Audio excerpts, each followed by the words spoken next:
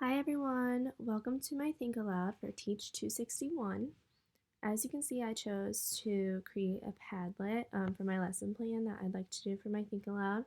The reason I chose Padlet is because I just love the way that I can organize it in a way that fits for me, and I can change it up, and I just like that I could create columns to keep my lesson organized to show you guys what I was thinking about. So the instructional area that I chose to focus on was the integration of science and literature, and the topic I chose to do this lesson over was parts of a flower. Um, the connection this lesson has to literacy is that students will be able to expand their vocabulary by learning the names and functions of parts of the flower. They will also be able to learn to use these words in context when they describe the functions of each part of the flower in 2 sentences, and I'll describe a little bit more about that later. To begin my Think Aloud, I created a critical question, as you can see right here, and that reads, how do the different parts of a flower work to keep it alive? So this is something that I would have on my board, maybe when we were transitioning to science. That way it gets students thinking and giving them a little insight of what we're going to be learning about. So that's what I like about using a critical question in my lessons. So moving on to the purpose and objective of this lesson. The purpose of this lesson is for students to use their science text and resources online to help them learn about the different parts of the flower. Um, And then I also put in an objective, which is kind of around the same, but I just wanted to make more of a formal objective. That way you guys could see it. So my objective reads, students will be able to identify and describe the basic parts of a flower. So in creating my lesson, I put it into 3 parts. I'm going to have teacher modeling. Sorry, I just moved that on you. Teacher modeling, and then my second part is guided practice, and then it moves into independent practice. So to begin with, the teacher modeling part, I will first, I guess I should say, before I start modeling it, I am going to have the students brainstorm and see if anyone can name any parts of the flower. After brainstorming for a few minutes, then I'll introduce my lesson by showing them an example of what we're going to be doing. In this example, I will model drawing a flower on the board in front of the class. I will then put a word bank on of all the parts of the flower, like underneath the flower on the board, that I would like my students to research about. I will choose one of the word bank words and show them an example of what I want them to do. So I will be using the resources that I listed on the right in my actual lesson, and I'll show you guys those in a few minutes. And then I will model how I would want them to use information by using the word banks. I will personally find the definition through one of my resources that I'm going to have them also use.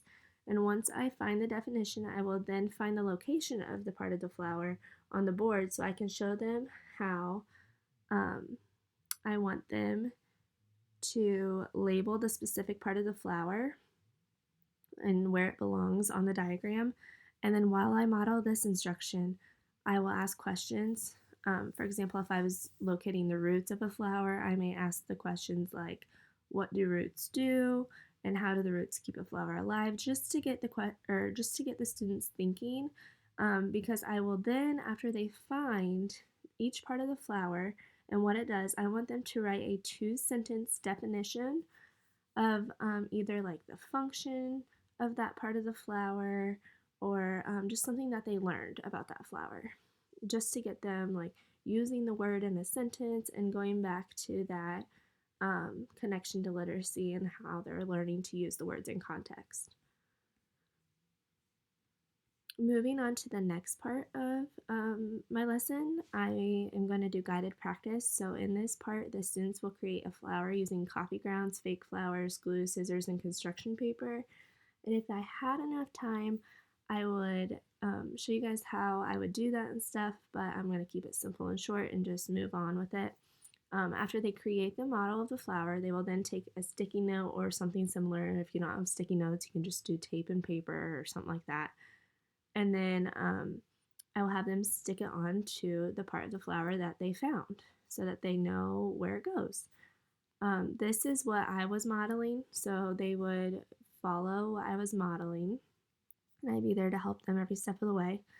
And then during their labeling, they will have a sheet of paper or notebook next to their labeled flower, and this is where they would write down that 2-sentence description of each part of the flower and how it works to keep the flower alive, which is going back to that critical question that was asked at the beginning.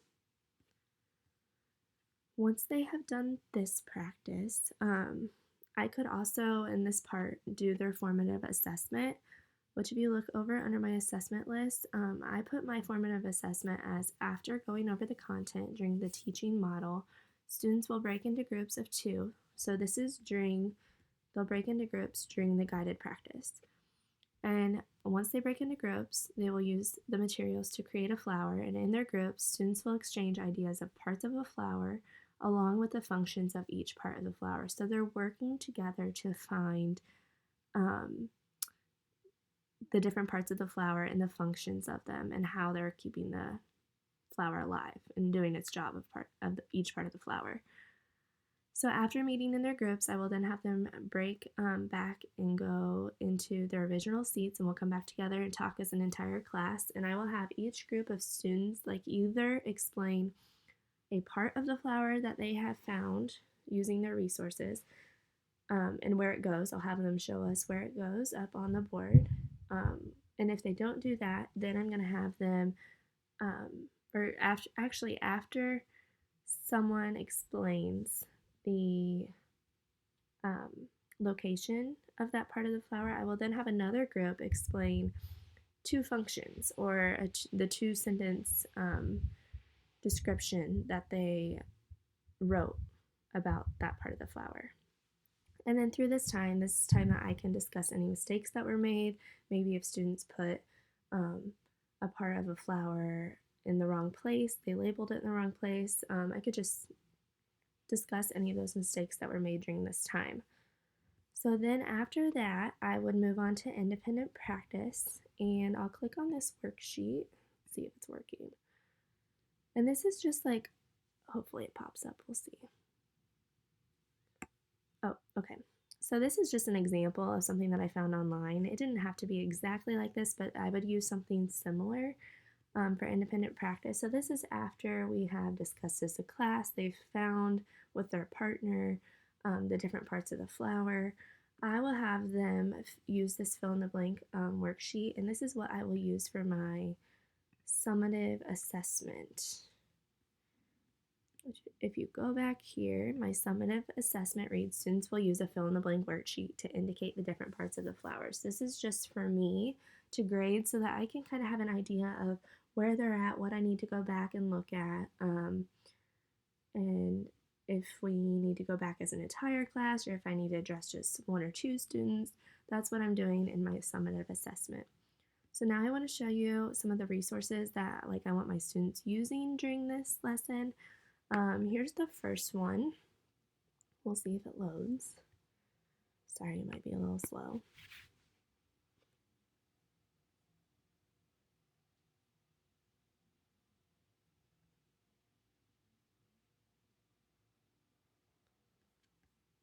Okay, here's the first one. And what I really liked about this one is that it kind of gives you an overall basis of what a flower is. So students will be able to read on this website, which is what I really liked because it's not so specific as a textbook where they're just reading.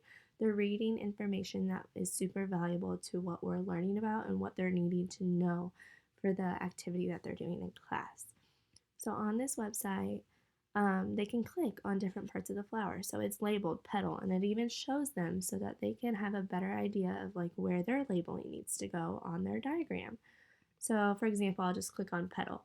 So it tells you the petals of a flower often attract insects or other animals. So they could use these definitions on this website once they click. Here's another one, stigma. The stigma is at the tip of the carpel. Pollen sticks to this part of the flower. So it's telling them a little bit about each part of the flower. So they can use some of this information in the 2 sentences that I want them to write down as they're labeling the part of the flower. So I'll go back and show you another Loading. one. Oh, let's not do that one because it has volume.